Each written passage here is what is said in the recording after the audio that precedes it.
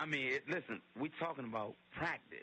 Not a game, not a game. If you're looking for the best basketball talk in the universe, you just found it. This is Deep Hoops, where fans are the host.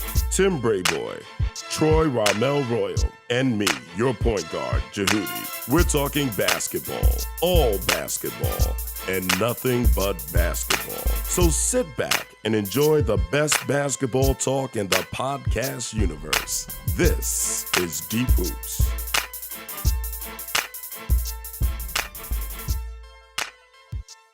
I am the minister, and welcome to another episode of Deep Hoops. What's going on, Ron? How you doing?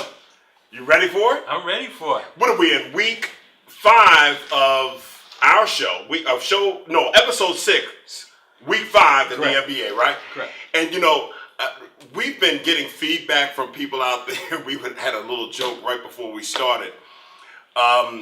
That I should be looking in the camera more. I'm looking like I have a crush on Ra, always looking at him like, Ra, say it again. So I'm going to look at you and not look at my man Ra, all right?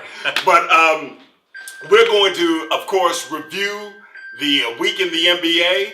We're also going to take a look at a few other topics that is going to really engage you and entice you and keep you interested. So, Ra, are you ready to go? I'm ready to go. Before we get started, of course, I'm Ra, but I just want to wish everybody a happy holiday week and a safe one out there. And while you're eating that turkey, find time to tune us in. Not only tune us in, but also like us, share us with your friends, get the word spread out, because we're doing something here, and I think we're interesting. We know that people are talking about us that are professionals. We're just fans, but we heard someone say Deep Hoop Heads on one of their podcasts, so we know you are watching. You're following us. You know that we're doing it the right way, and we're only going to blow up. So like us, share us, subscribe to us on YouTube, follow us, do whatever you have to do. Send us mail, email, snail mail, whatever, but reach out to us and let us know that you're watching. But we want to take a look at what happened this week in the NBA in our week of review, the Deep Hoops Week in Review. So, Rob, what stood out to you in this past week in the NBA? I know I have something that stood out to me, but you are the straw that stirs the drink on this show. So, what stood out to you? I'm running out of words, expressions, phrases, thoughts. The Boston Celtics, they continue to amaze me week after week. They did something that I thought couldn't be done. Wait, don't talk about Boston.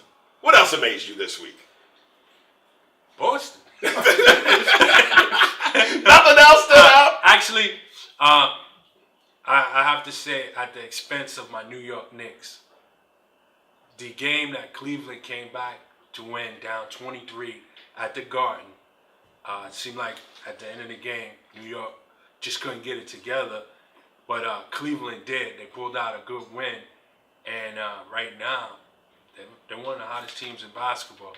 Maybe that's the game that puts Cleveland on track. I still think there are going to be a few things that it's going to help Cleveland to really get on track, bringing back some of the injured players, but that was a step in the right direction. One of the things that stood out to me is Embiid.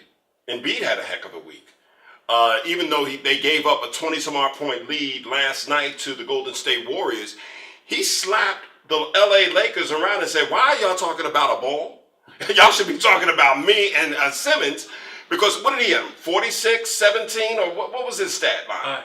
He's the only player in NBA history to record 46 points, 15 rebounds, 7 steals, 7 blocks.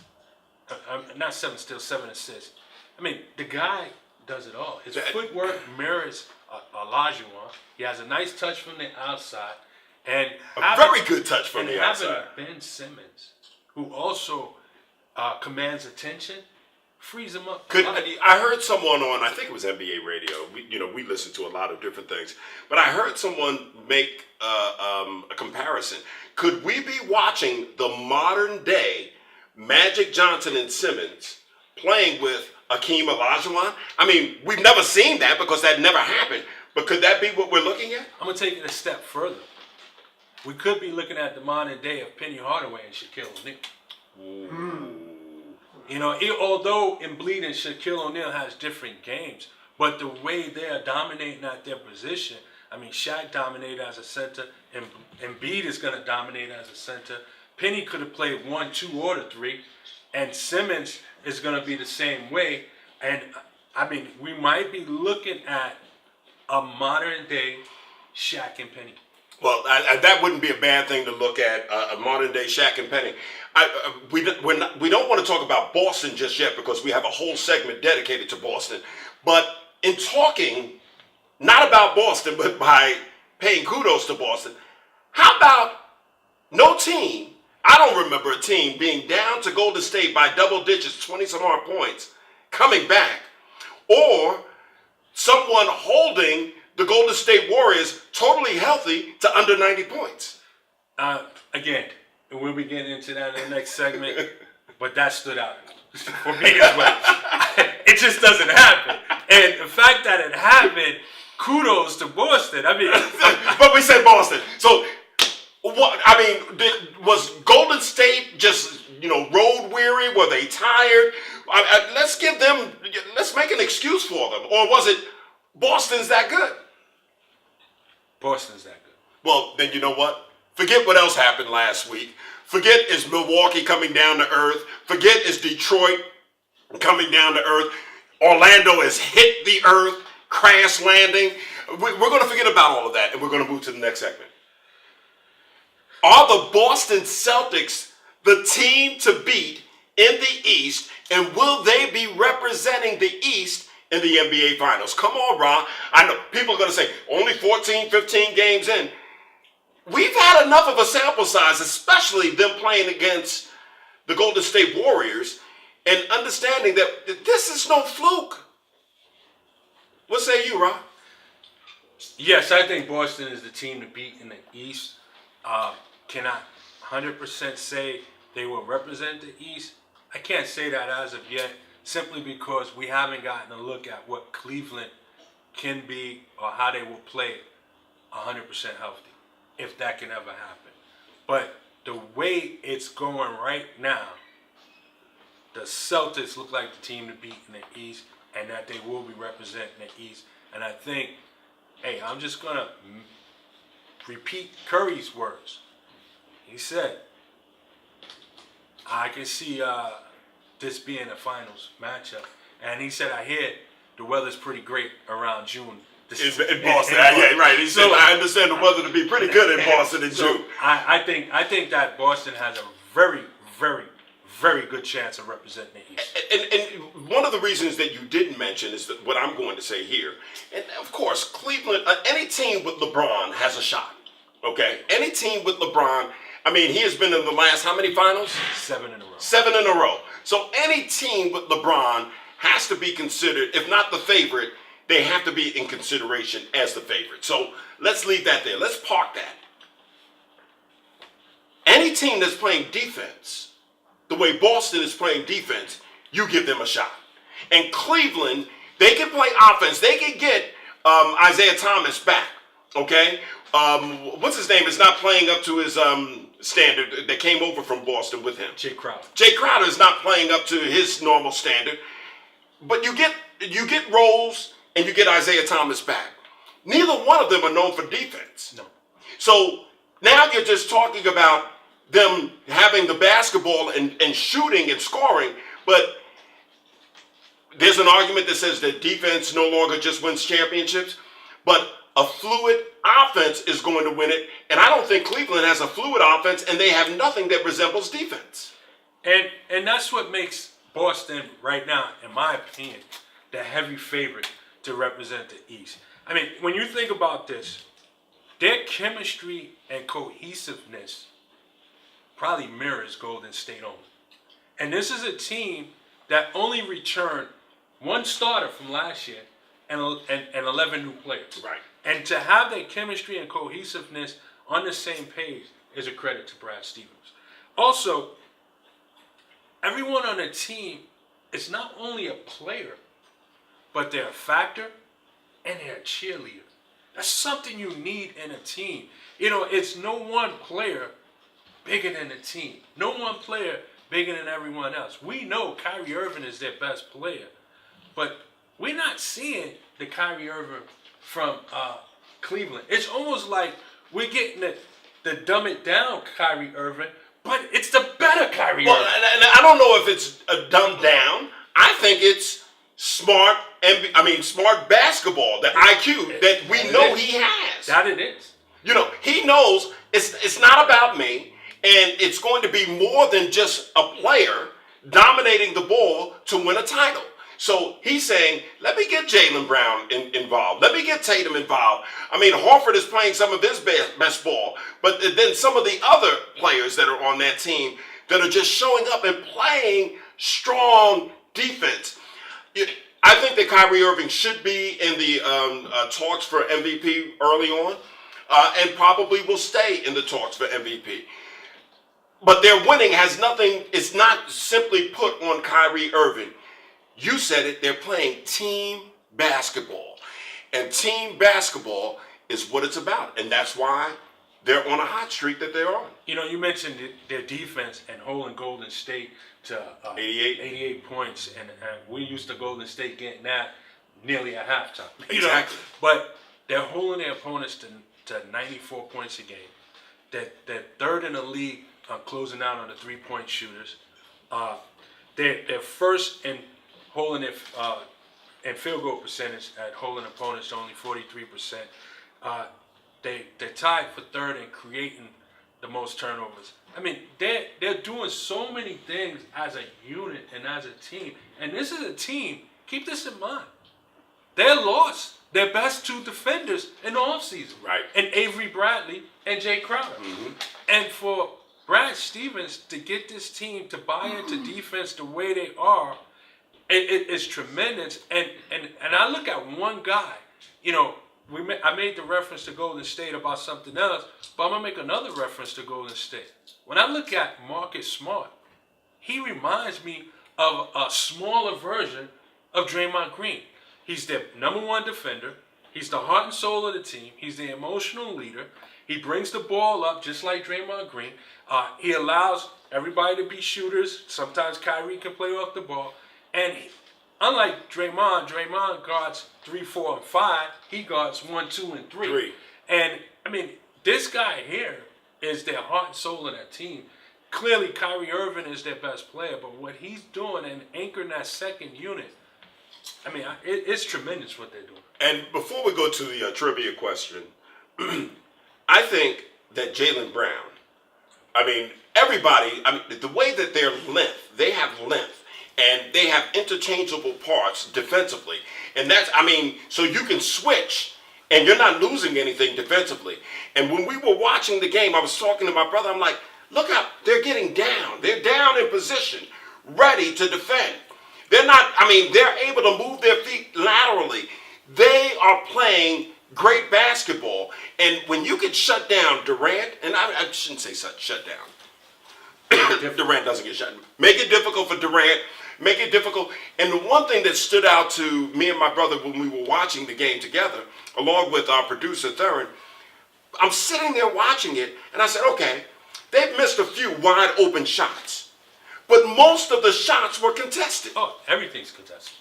So you could say that, Golden State missed a bunch of wide open shots and they had an off night.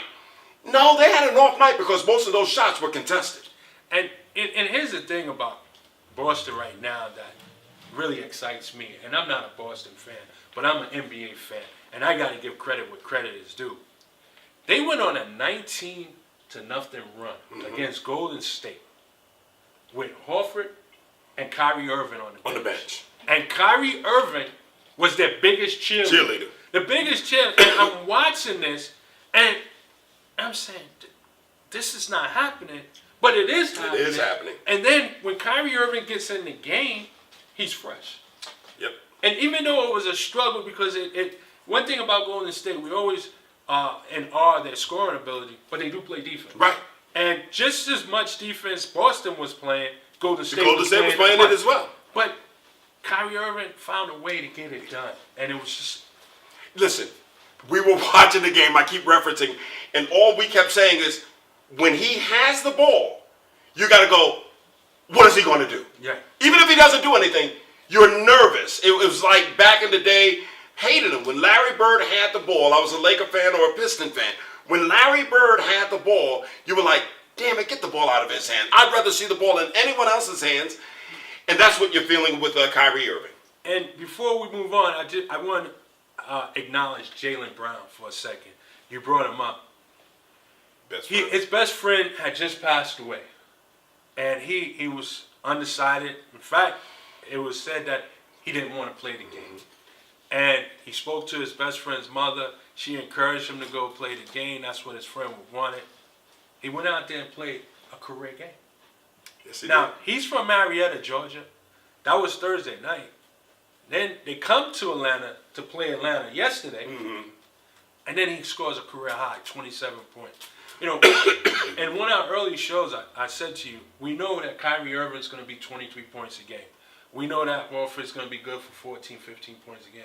And I told you, they're going to need 40 points between him, Jaylen Brown, and Tatum, and Jason Tatum. Right. You said you believe they can get there. Mm-hmm. Well, they've been averaging somewhere around 32 points between the two of them. But now with this surge that Jaylen Brown has found, and if he continues at this pace and being that automatic second leading scorer on that team, that 40 points is going to be possible. And understand something. Tatum is a rookie. Yes. And so he's just starting to smell himself. He don't even know what he smelled like. He's just not now starting to sniff himself. Come later on in the season, when he gets used to the pace, when he gets used to the NBA, when he gets used to what goes on there, we're going to see a jump. If he doesn't hit the wall, we're going to see a jump in his numbers. So, we're in agreement. Boston is for real. Yes. And we're in agreement that, yes, Cleveland is still out there. Cleveland has LeBron. Yes. So they're favorite. But Boston is the team to beat here at Deep Hoops. And here's the thing. Their second biggest acquisition of the offseason was their first acquisition. And unfortunately, he broke his leg early into his foot or ankle early into the season. If he was to come back, I don't even think he can even crack the starting five right now. And I mean, Gordon Hayward. He'll be coming off the bench. I mean, At the scoring sample. That's how well they play. He's at the scoring sample. Well, anyway, listen, let's go to your trivia question, and then we're going to take a break. Sure. All right. I want to respond back to last week's trivia question.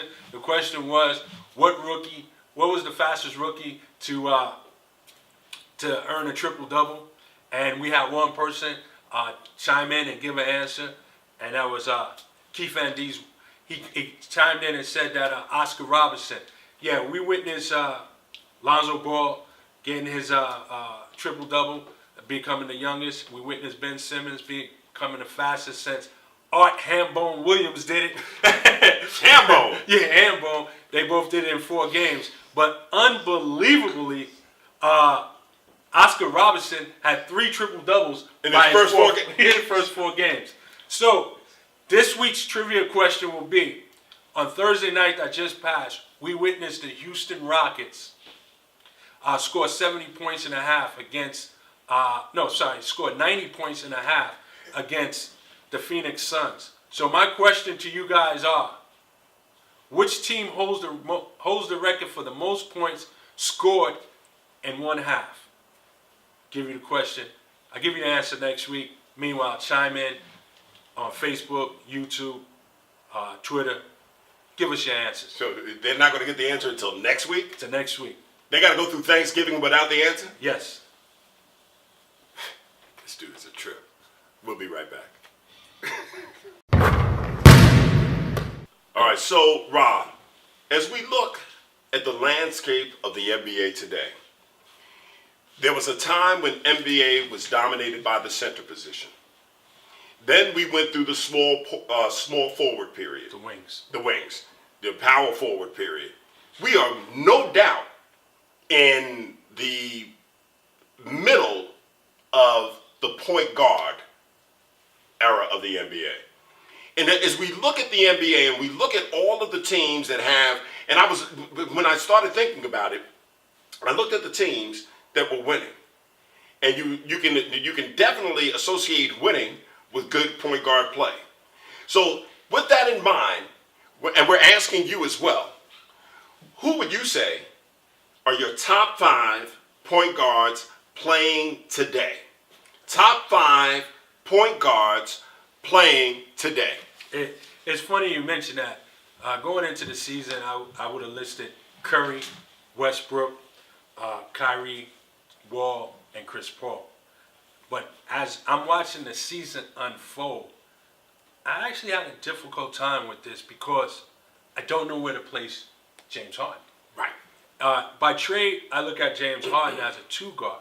But in the absence of Chris Paul, he's been playing point guard. And he was doing it last year. And here's the thing.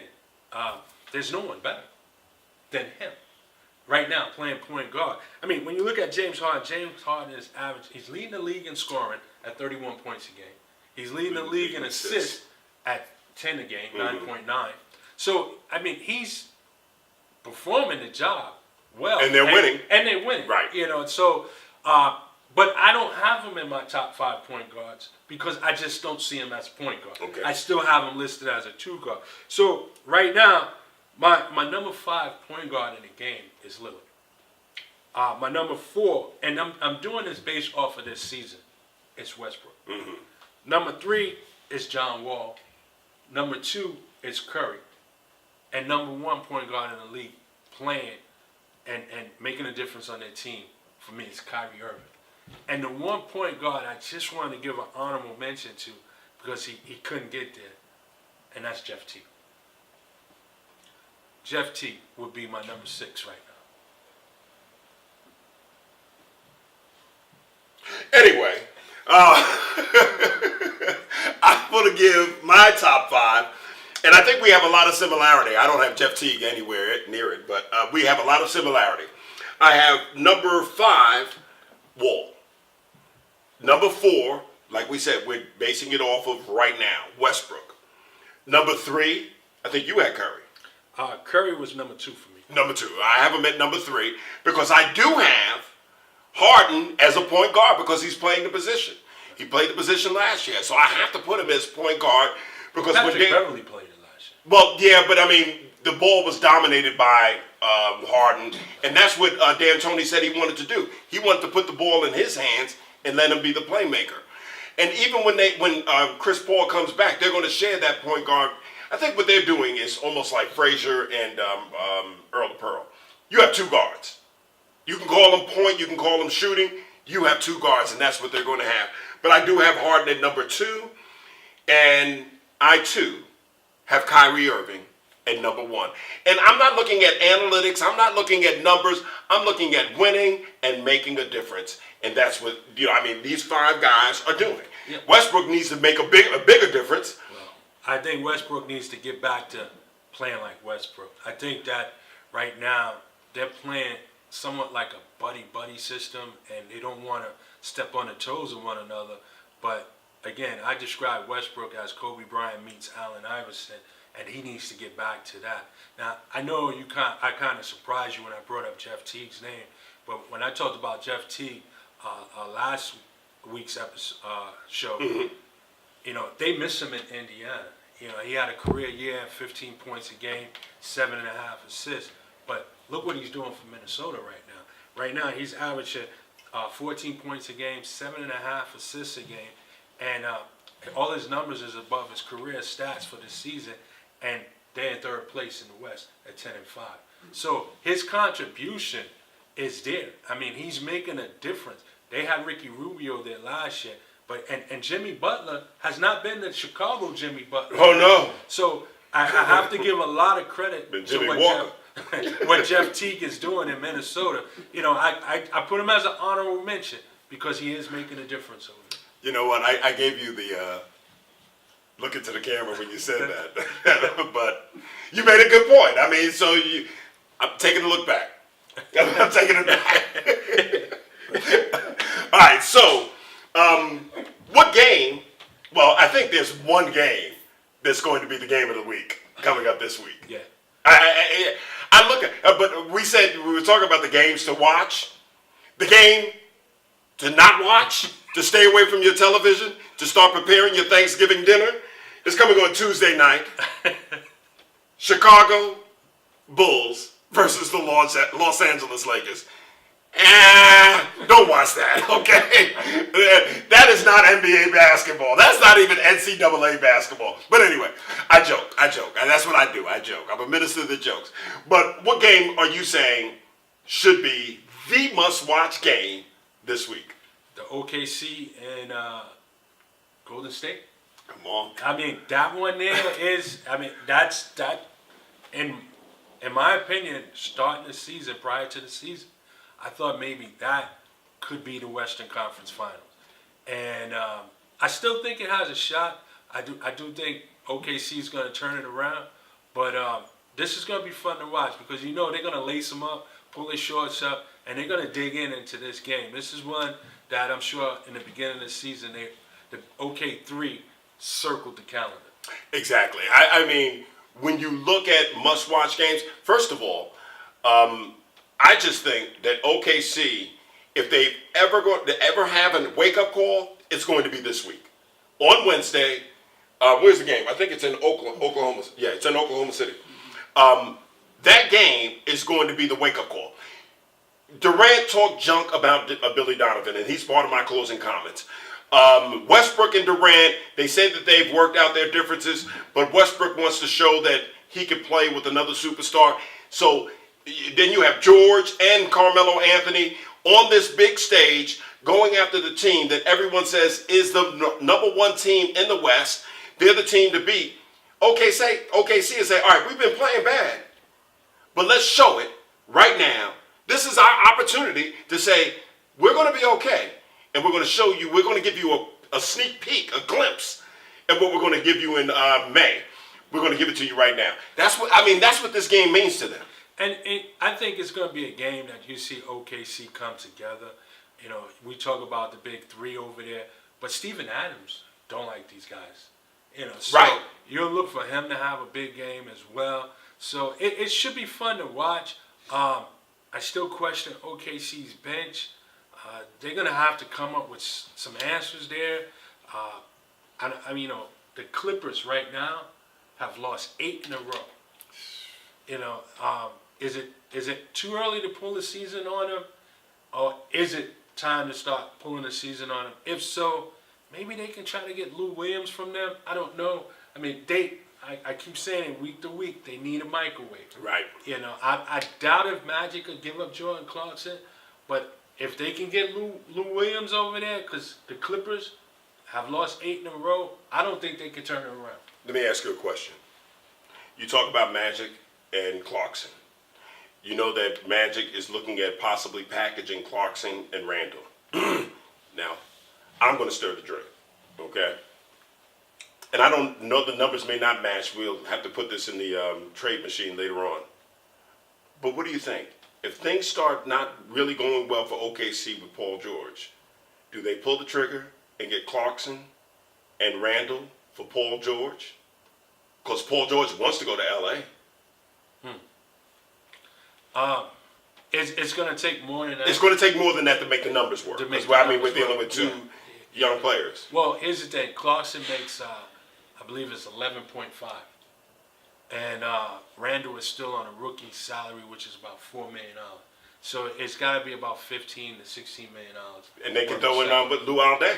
But no, that's $17 million. Right now, Paul George is making somewhere around $18 million. So the numbers is not far off. It's just that if OKC was to get rid of Paul George, draft picks got to come back. Right. And the Lakers don't have an upcoming draft pick. I believe that's...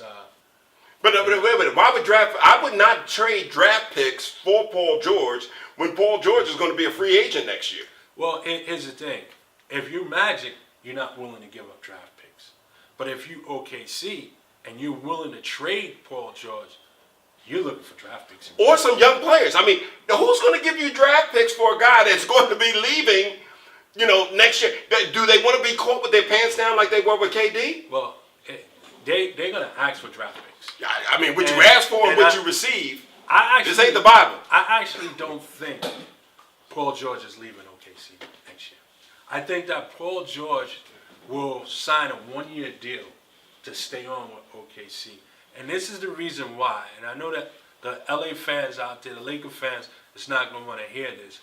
But I don't think by the end of the season, the Lakers is going to be an attractive destination. You don't think that they will be? Yeah, I think that they'll become more attractive the following summer. All right. Well, we went into a subject that we didn't even talk about before, but that's Deep Hoops. We do a remix. I mean, it's fans talking in the barbershop. You know what I'm saying? We just keep it real right here. All right. What's your closing comments, Rob? Well, I studied hard on what it was that I wanted to talk about, and I came up with one thing. I want to talk about Danny Ainge. Danny Ainge had a 15-year career with the Boston Celtics. He played with Sacramento, and he's far from a Hall of Fame. He played on 2 championship teams, but he was a tenacious player. He was a gritty player. He was tough. His career numbers don't scare anybody. Surprisingly, in 28 games with the Sacramento Kings, he averaged 20 points a game. I didn't think that was possible, but he did. But I want to talk about him, and he was pretty successful as a head coach with Phoenix as well. I believe as a head coach, he was 136-90. Went to the playoffs 3 years in a row. Lost in the first round each time. He did resign in the middle of the season. It might have been that year when Robert Horry threw the towel at him. But Danny Ainge, the VP of operations of Boston, or general manager, has been nothing but stellar in my mind. He's made some managerial decisions that has paid off. He's a Trader Joe. He's a wheeler and dealer. He's not scared to make trades. He hired Doc Rivers. That worked out for him well. What I didn't know, I thought he drafted Rondo, but he did not draft Rondo. He traded for Rondo. Rondo was with the Phoenix Suns. He put together a package to acquire Ray Allen, which centered around draft picks, Jeff Green, and so forth. Then he put a big package together that centered around Al Jefferson, Delonte West, and some others to get Kevin Garnett. That panned out. They wind up winning the championship. And then just as he saw that the team was getting a little bit older, he pulled off the heist of all heists with the trade with the with the Brooklyn Nets. Just netting multiple draft picks while unloading older players. And then he reached deep into his bag of tricks that I don't think anybody saw coming. And he hired Brad Stevens. Yeah. That just might pan out to be the very best move that he's made. And since then, he's continued his wheeling and dealing. He took a chance on Horford. He missed out on Durant. He made some more moves. He traded for Kyrie. He signed Gordon Hayward. And it just seems like whatever he's done, it's just been a hit. I'm sure there's been some hiccups along the way. He wasn't very popular when he traded Antoine Walker and some of those guys, but whatever he's done has been a hit. And he's going to go down, at least in the Hall of Fame, as a Hall of Fame executive when it's all said and done. And there's no doubt in my mind that we're going to see, because of his latest moves, starting with the signing of Brad Stevens, we're going to see another championship banner raised in Boston sometime soon in the near future. I'd say probably within the next 3 years, and if not this year. Well, and so that was my closing comments. Just giving some shout out or praises, or just giving a compliment to Danny Ainge and what he has done since he's taken over this team of May of 2003. He's put them in a position where not only there's someone to talk about, but they constantly remain relevant. And he's putting them in a position now to win a championship in the very near future. I can't disagree with anything that you just said, but being a longtime Piston and or Laker fan, I don't want to see another banner up in the Boston Garden. All right? I'm just going to keep it real. All right? I'm rooting for Kyrie Irving, I want them to get to the finals, and I want them to play OKC because there's no way I can root for Durant. All right? But I don't want to see Kyrie win because that means another title for the Boston Celtics. Forget you, Bill Simmons. Deep hoop heads over here are not going for that.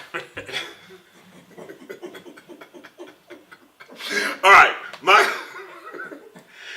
closing comments center around where you were giving a compliment to someone.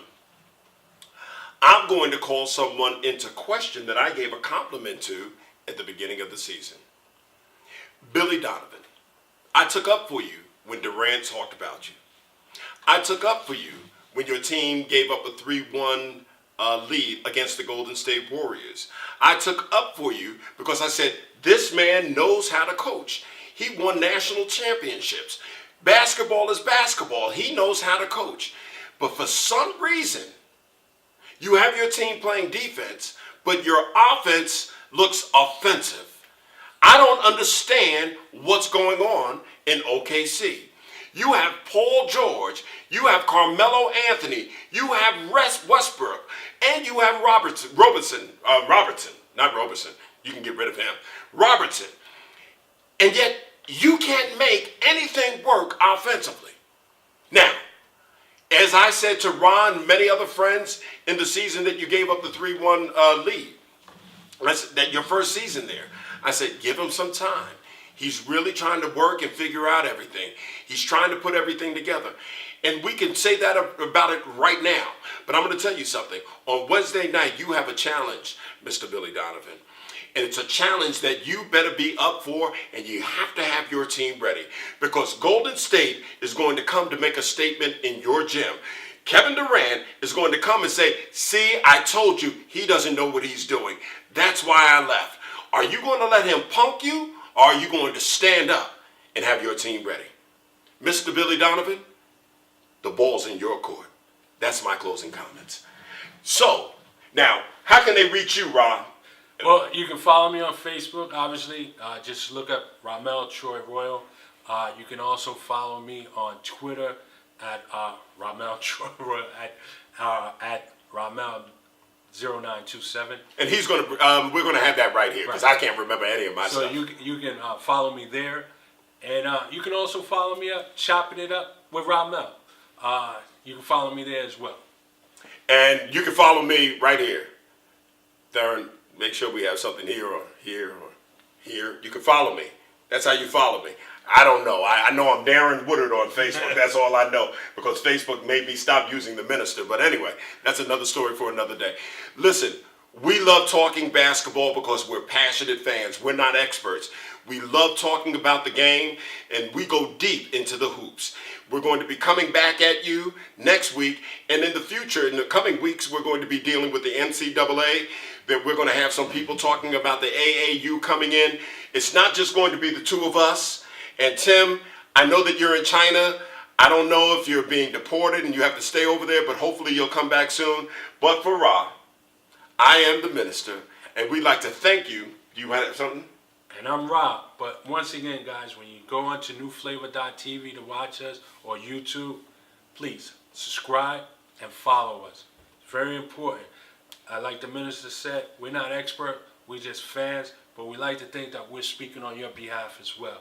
We want to speak for the fan that's not heard. So please, leave us your comments, get at us in any way possible. We accept any form of communication. Talk back to us. Talk back to us, all right? Holler at us. Peace.